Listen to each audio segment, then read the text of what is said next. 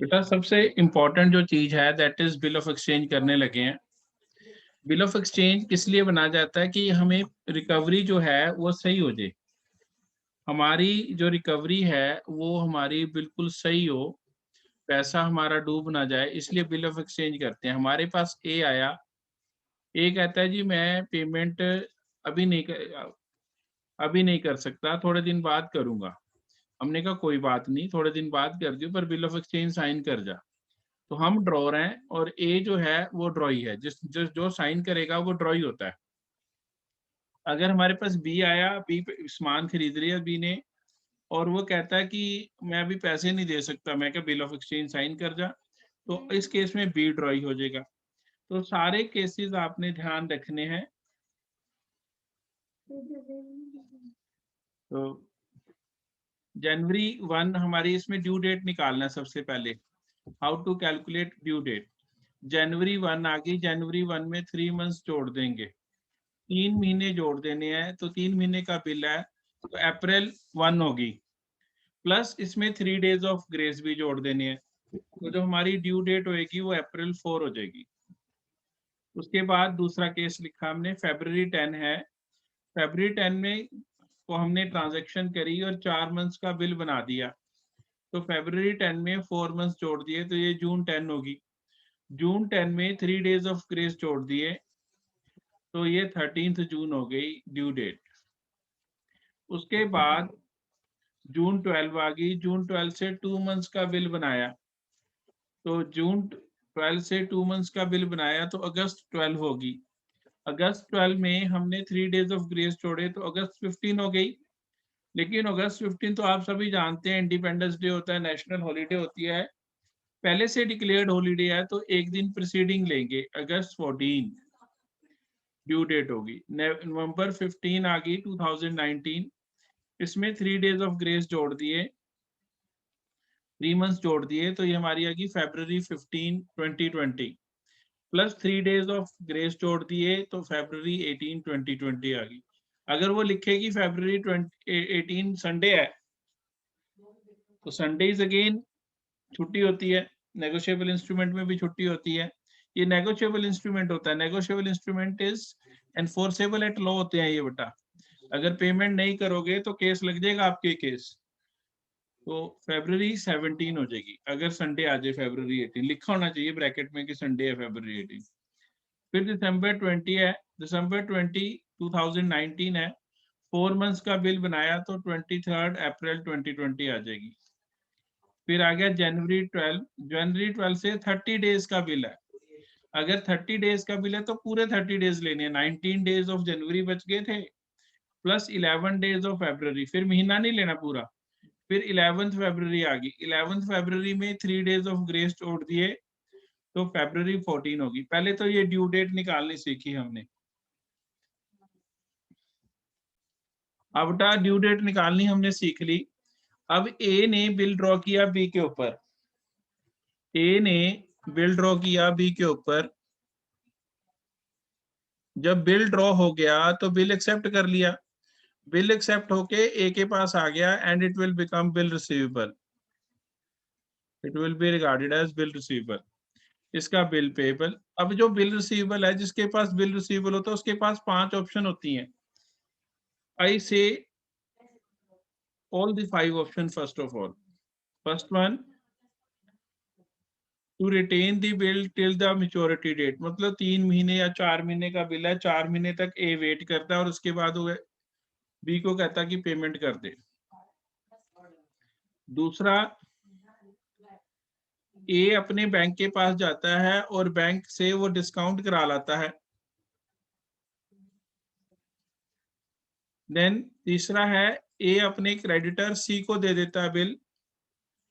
चौथा, bill is sent for collection, A Chandigarh रहता है, बी दिल्ली रहता है, तो ए चंडीगढ़ अपने बैंक को देता है कि मेरा बिल कलेक्ट करा दो दिल्ली से बी के पास से, तो that is bill sent for collection. और पांचवा, bill is retired under rebate, तो बिल अंडर रिटायर करा लिया जाता है रिबेट की, उसमें अगर बिल आप बी पहले पेमेंट कर देता है ड्यू डेट से, तो वो डिस्काउंट मिल जाता है उसे, that is regarded as discounting of bill under rebate. तो ये 5 केसेस टोटल होते हैं बेटा बिल के साथ। We have 5 options with the bill. ये बेटा हमने लिखा ऑप्शन 1, बिल्कुल सही लिखा ऑप्शन 1। ड्रॉर के पास 5 ऑप्शन है। ड्रॉर मींस ए, जिसने बिल ड्रॉ किया है, जिससे माल बेचा है। पहला ऑप्शन है when drawer retains the bill till maturity date and on maturity it is met, वैसे मिल जाएंगे। दूसरा होता है it is not met on maturity. मैं आज कोशिश करूंगा सारे के सारे 5 केसेस आज ही करा दूं आपको। तो ये पहला बेटा केस है drawer books of A, drawer journal entries. April 1 को ए के पास बी आया कि मुझे माल चाहिए, माल बेच दिया, क्रेडिट सेल होगी। तो क्रेडिट सेल की एंट्री होता है B account debit to sales, debit the receiver, credit what goes out, goods are going out, B is receiving the goods, being credit sales made. फिर अप्रैल 1 को उसने पेमेंट नहीं करी, हमने कहा ऐसे तो नहीं हो सकता, बिल बना ले, बिल बना के चला जाइयो। तो फिर हमने एंट्री डाली bill receivable debit to B, bill आ गया, debit what comes in, credit the giver, B is giving the bill, 13,000 being bill received, being bills या B R received, being B R received। हमारे पास bill आ गया। उसके बाद due date आ गई, 3 महीने का बिल था। अप्रैल से 3 महीने जोड़े, मई जून जुलाई, 3 मंथ्स जोड़े तो जुलाई 1 आ गई। फिर 3 डेज ऑफ ग्रेस जोड़ दिए, 3 डेज ऑफ ग्रेस जोड़े जब हमने, तो ये जुलाई 4 आ गई उठा। और जब ये जुलाई 4 आ गई तो हमने फिर जुलाई 4 को पैसे आ गए हमारे पास, क्योंकि bill is met on maturity. तो bill is met on maturity है तो हमारे को जुलाई 4 को ये पैसे इकट्ठे मिल गए ड्यू डेट पे। तो एंट्री आएगी cash account debit to B R account, cash debit what comes in, cash आ रहा है और बिल इज गोइंग आउट। ये बुक्स ऑफ ड्रॉर में एंट्रीज है। बुक्स ऑफ ड्रॉई में रिवर्स एंट्रीज हो जाएंगी बेटा, being cash received from drawee, B भी लिख सकते हैं, ड्रॉई भी लिख सकते हैं। अगली बेटा journal entries in the books of B. B ने क्या करी, परचेजेस करी, तो उसकी बुक्स में आएगा purchases account debit to A, being credit purchases made. फिर क्या होएगा बेटा, A debit to bills payable, bill चला गया, being bill payable accepted, being BP accepted.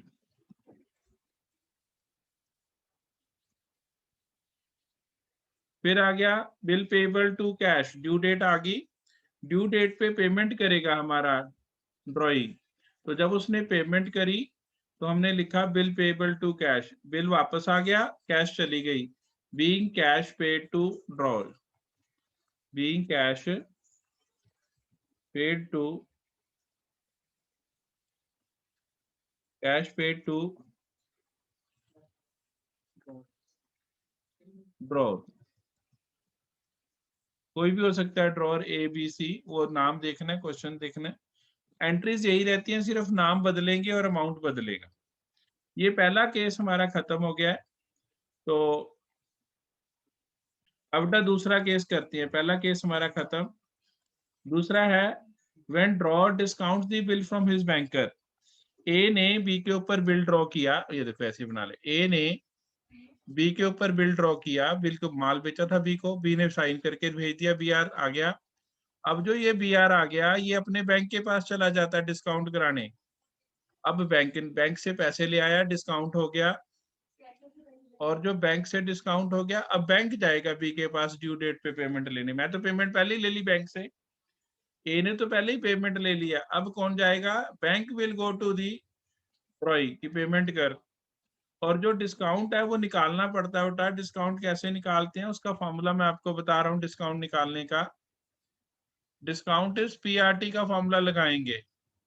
आप लिखो अमाउंट ऑफ बिल, जितना बिल का अमाउंट है वो लिख लेना है, रेट दी होगी R/100 इनटू जितने नंबर ऑफ मंथ्स रह गए from the date of discount to the date of due date.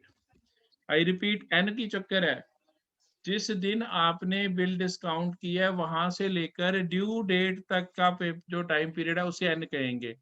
अगर 3 महीने का बिल है, शुरू में ही चला गया तो 3 मंथ्स है, अगर 1 महीने बाद गया तो 2 मंथ्स है, 2 मंथ्स के बाद गया तो 1 month.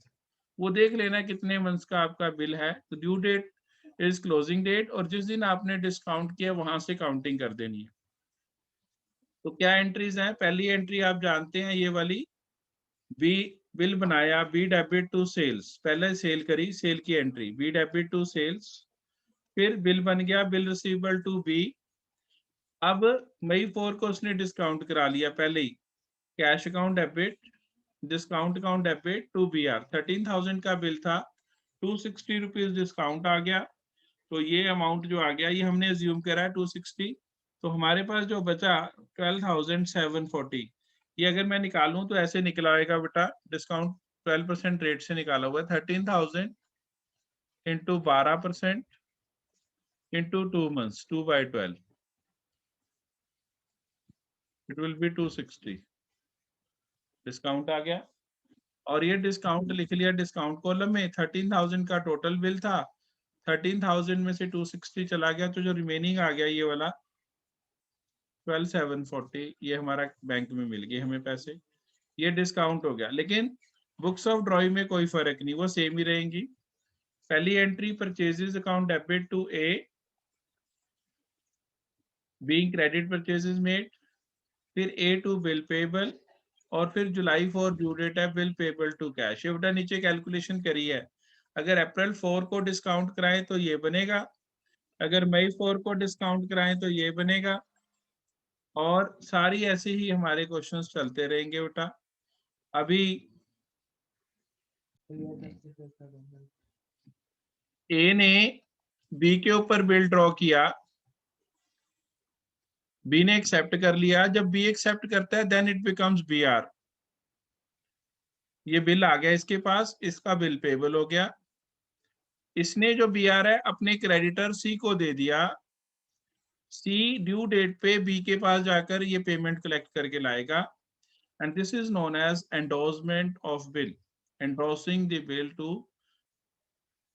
his creditor, when drawer endorses the bill in favor of his creditor। तो bill endorse कर दिया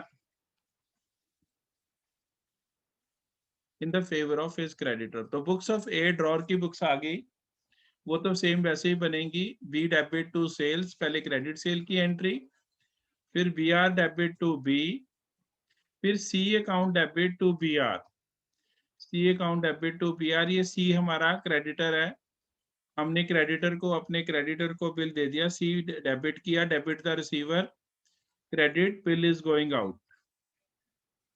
फिर नेक्स्ट एंट्री बेटा बुक्स ऑफ बी में सेम एंट्रीज, उसमें कोई फर्क नहीं, purchases to A to BP और बीपी टू कैश, इसमें कोई नहीं। एंडोर्सी की बुक अलग बनेगी, पहले एंडोर्सी के पास बिल आया, B R debit to A, bill is coming in, debit what comes in, credit the giver, A ने दिया, फिर ड्यू डेट पे उसे पेमेंट मिल गई बी से, cash account debit to B R. मैं बी को थोड़ी ना जानता हूँ, मैं तो बिल लेके चला जाऊंगा।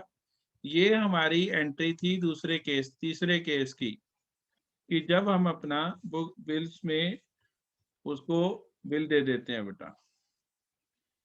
फिर इसके बाद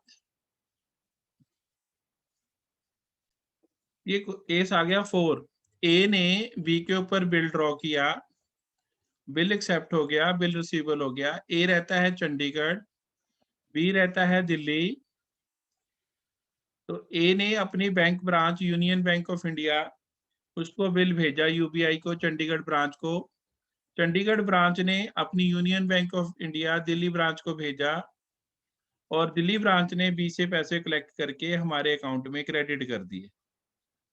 तो this is bill sent for collection to its banker. A ने अपने बैंक को बिल भेजा, बैंक ने आगे दिल्ली बिल भेजा, उसने बी से पैसे कलेक्ट कराकर हमारे अकाउंट में क्रेडिट कर दिए। This is when drawer send bill for collection to its banker, अपने बैंकर को बिल भेज दिया उसने। तो पहली entry B account debit to sales, फिर बी आर आ गया, bill receivable debit to B, ये तो पता ही है हमें। फिर बिल सेंट फॉर कलेक्शन आ गया बेटा, हमने बिल कलेक्शन के लिए भेज दिया, bills for collection debit to B R due date पे, ये ड्यू डेट आएगी जुलाई 4, उससे पहले भी भेज सकता हूँ ताकि पूरी डेट पे कलेक्शन हो जाए। जुलाई 4, इधर भी जुलाई 4, तो ये bank account debit to bills for collection account, पैसे आ गए हमारे अकाउंट में, बिल्स फॉर कलेक्शन में पैसे आ गए। लेकिन बुक्स ऑफ ड्रॉई में कोई चेंज नहीं, उसमें same purchases to A to bills payable और फिर बिल पेबल टू कैश। इसके बाद पांचवा केस आ जाता है when bill is retired under rebate. Retired under rebate क्या है, हमने अप्रैल 1 को बिल बनाया था, 3 महीने का बिल था, अप्रैल मई जून जुलाई, जुलाई 4 को ड्यू डेट बनती थी, लेकिन मई 4 को ही आ गया भी कि मेरे पास तो पैसे हैं, आप हमसे ले लो फटाफट। मैं क्या ले लो पैसे, तो बहुत ही बढ़िया बात है, पहले ही पेमेंट कर रहा है, मुझे तो फायदा है। मुझे जुलाई 4 को पेमेंट मिलनी थी, मुझे अप्रैल मई 4 को ही मिल गई, मुझे क्या फायदा है? मुझे फायदा है कि मेरे पैसे रिकवर हो गए, मेरे बैड डेट नहीं होंगे, मेरा रिस्क खत्म हो गया। तो कहता है जी पैसे तो एडवांस दे दूंगा लेकिन मुझे कुछ रिबेट दो, कुछ डिस्काउंट दो। मैं क्या बिल्कुल देंगे, डिस्काउंट भी देंगे। तो डिस्काउंट बिल्कुल वैसे ही निकालना है जैसे डिस्काउंट निकाला था बैंकिंग वाले केस में, when bill is discounted, same case में रिबेट निकालनी है, वही वैसे ही फॉर्मूला लगाना है। अमाउंट ऑफ बिल लिखना है, नीचे लिखा हुआ formula, amount of bill into rate R by 100 into N by 12, जितने नंबर ऑफ मंथ्स बैलेंस रह गए, सिंपल पीआरटी का फॉर्मूला। तो ये पहले बिल ड्रॉ किया, बी डेबिट टू सेल्स, पहले सेल करी फिर बिल ड्रॉ हुआ, B R debit to B. अगर सेल वाली एंट्री नहीं है तो छोड़ देंगे, सीधा बी आर टू बी लिख देंगे। फिर आ जाएगा cash account debit, rebate account debit to B R, पहले आगे पैसे, bill is retired under rebate. फिर अब इसकी बुक्स में थोड़ा सा चेंज है, बुक्स ऑफ बी में, बुक्स ऑफ बी में क्या चेंज है, purchases account debit to A, पहले परचेज की एंट्री डाल दी, A debit to bills payable, bill payable to cash to rebate. 13,000 रुपए देने थे, कैश दे दिया 12,740, रिबेट दे दी 260। ये बेटा हमारे पांचों के पांचों केसेस व्हेन बिल के हैं, जब bill is met on due date है वो कर दी।